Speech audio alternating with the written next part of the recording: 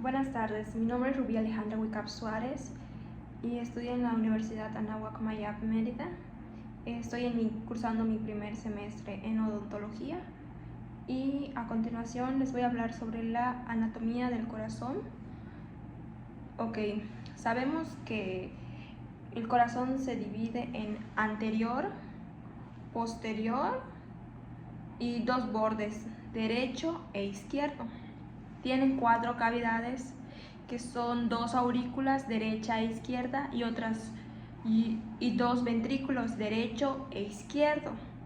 En las aurículas, que están de manera superior, son las que se encargan de recibir la sangre, y en los ventrículos son los encargados de bombear la sangre hacia el corazón. Estos son algunos ejemplos de lo que vendría siendo su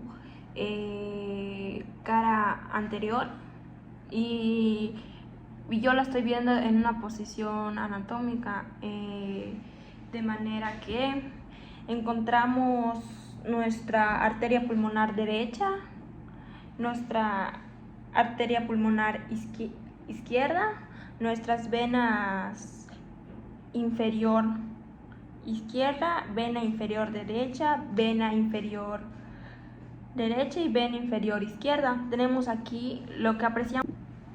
Pasamos a la cara posterior del corazón, que aquí encontramos la primera válvula mitral que se observa aquí. Podemos observar el arco aórtico, el tronco brancocefálico, la subclavia izquierda y la carótida común derecha. A continuación les voy a mostrar una pequeña imagen donde muestran un poquito más claras lo que vienen siendo las válvulas que se encuentran en el corazón. Aquí tenemos a las válvulas que se dividen de esta manera. Tenemos la válvula pulmonar, la válvula mitral, la válvula tricúspide y la válvula coronaria. Estas tienen subdivisiones que se dividen de esta manera, que es la válvula semilunar anterior del pulmón, la semilunar verdadera de la izquierda y la derecha.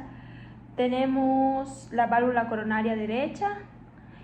Aquí encontramos la válvula posterior semilunar, que está un poquito confuso porque aquí se encuentra la semilunar anterior, o sea, está entre la válvula pulmonar y lo que vendría siendo la válvula coronaria. Y tenemos la tricúspide, que se divide en anterior y posterior. Tenemos la mitral, que se divide en anterior y posterior también. Y tenemos otra imagen que muestra la válvula desde otra perspectiva. Aquí encontramos a la válvula pulmonar, la aórtica, que si ven bien queda cerca del tabique interauricular. Y tenemos la primera aurícula derecha, que se encuentra aquí, la aurícula izquierda, que es lo que les había comentado anteriormente. Tenemos la válvula tricúspide y la válvula mitral. A continuación hablaremos un poco de lo que es el ciclo cardíaco. Esto sucede en el corazón. Tenemos el llenado pasivo de la sangre, que es la presión auricular, presión ventricular. Tenemos las válvulas AB que se abren. Tenemos las válvulas semilunares A y B que están cerradas por este momento. No hay contracción auricular. Llenado ventricular del 30%. Tenemos el llenado activo. Las válvulas están abiertas. Las válvulas semilunares A y B cerradas. La contracción de la aurícula. Pasamos a la contracción isolumétrica. Tenemos que el ciclo inicia cuando la aurícula se contrae y permite el paso de la sangre a los ventrículos. Luego la sístole ventricular es la contracción de la ventrícula con válvulas AB y semilunares cerradas. La sístole ventricular, contracción ventricular con válvulas semilunares abiertas, permite el paso de la sangre. Las aurículas se llenan de sangre con válvulas AB y semilunares cerradas. Luego se relaja la aurícula y el ventrículo con válvulas abiertas con llenado ventricular. Estas son las arterias de cabeza y cuello. Tenemos el tronco branquiocefálico, donde está la subclavia derecha y la carótida común derecha. Tenemos la carótida común izquierda, donde se encuentra la carótida externa y la carótida interna. También tenemos la subclavia izquierda, donde se encuentra la vertebral, la torácica interna, la tirocervical, tenemos la costocervical y el dorso de la escápula. Y tenemos que la subclavia derecha se divide en la vertebral, la torácica interna, la tirocervical, la costocervical y la dorso de la escápula.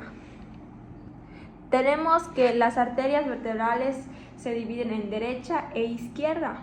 Tenemos del lado derecho las ramas espinales, las meninges, la posterior inferior y la anterior espinal. Y del lado izquierdo tenemos las espinales, las meninges, la posterior inferior y la espinal anterior. En las arterias basilar tenemos la cerebelosa anteroinferior, tenemos la pontinas, tenemos la cerebelosa superior, tenemos la cerebral posterior y en las arterias torácica interna tenemos la arteria pericardiofrénica, la arteria perforantes, arterias intercostales anteriores, arteria tímica, arterias esfingea superior, arteria musculofrenética. También tenemos en la arteria tirocervical, la arteria tiroidea inferior, la escápula superior y la cervical transversa. En la arteria dorsal de la escápula tenemos las arterias musculares y las arterias cutáneas. Según la carótida externa, tiene la arteria temporal superficial, la arteria maxilar interna, la arteria articular posterior, tiene la arteria occipital, la arteria interfacial, la lingual, la arteria faringea ascendente y la arteria tiroidea superior. También tenemos en la arteria facial tenemos la arteria palatina ascendente, la tonsilar, la angular, la submentoniana, la nasal lateral, la inferior labial y inferior superior. Les hablaré sobre la manera en que el corazón se contrae por medio del nodo CA y el nodo AB, y cómo concluye hacia las fibras Purkinje. No lo sé pronunciar. Ok, sabemos que el nodo CA es la secuencia, es una secuencia que inicia haciendo que los músculos auriculares se contraigan. Por eso los médicos a veces lo llaman como marcapasos natural del corazón. De ahí sale que la señal pasa del nodo AB a través del haz de His, trabajando por sus ramas y a través de las fibras Purkinje, que provoca que los ventrículos se contraigan. Estas famosas fibras Purkinje del corazón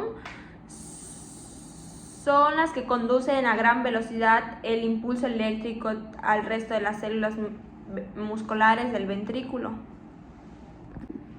Aquí encontremos una imagen más clara de donde se encuentran el nodo. Observamos el haz de His. También observamos el sistema de Pungri, que es este de aquí. Tenemos aquí abajito la rama derecha y la rama izquierda. Ok, hablaremos sobre el sistema respiratorio, donde inicia y donde acaba. Ok, tenemos que inicia en la nariz, en la cavidad nasal. Tenemos un cartílago alar mayor, un cartílago alar menor.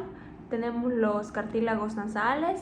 Sabemos que tenemos dos cornetes superiores que pertenecen al etmoides, y tenemos dos cornetes medios que pertenecen al etmoides también. Y por último tenemos a los cornetes inferiores que estos son huesos independientes. Tenemos una fosa nasal dividida anteriormente por un cartílago y por el tabique nasal, y inferior a este encontramos al vómer.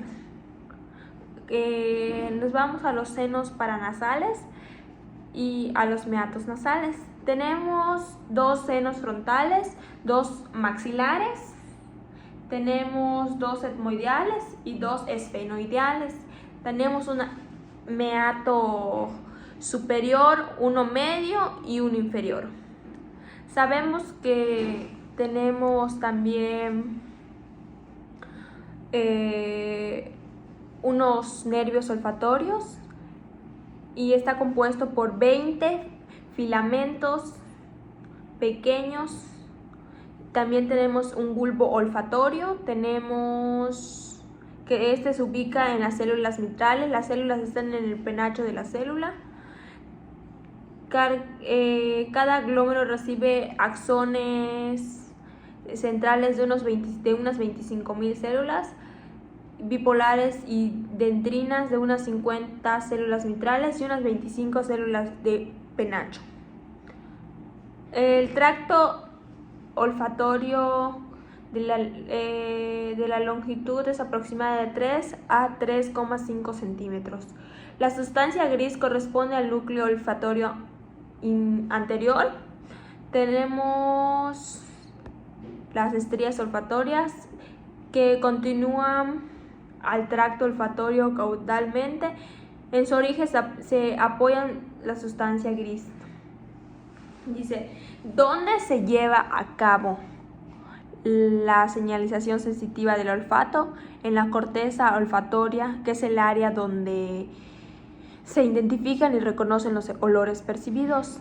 También tenemos la periamigdalina, que es la corteza que se ubica dorsal al complejo amigdalino, corresponde al giro semilunar del uncus, el entorneal y el periforme. El periforme se conforma por el admiens y el giro olfatorio lateral, que es una prolongación de la corteza sobre la estría olfatoria.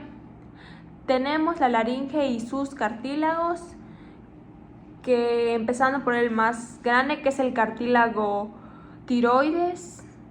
Tenemos justo debajo del cartílago tiroides se encuentra el cartílago cricoides. Tenemos el cartílago epiglotis, el cartílago aritenoides, que se encuentra en la parte posterior de la laringe, que son pequeñas piramidales.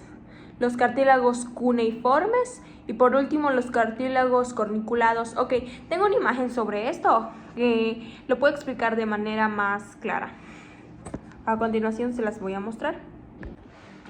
Ok, aquí encontramos el cartílago tiroides, los cuneiformes que se encuentran arriba, los corniculados que se encuentran abajo de los cuneiformes, y tenemos los aritenoides derecho e izquierdo. Por último, ya vamos finalizando. Tenemos los bronquios, que es el superior derecho, lobar, bronquio lobar medio.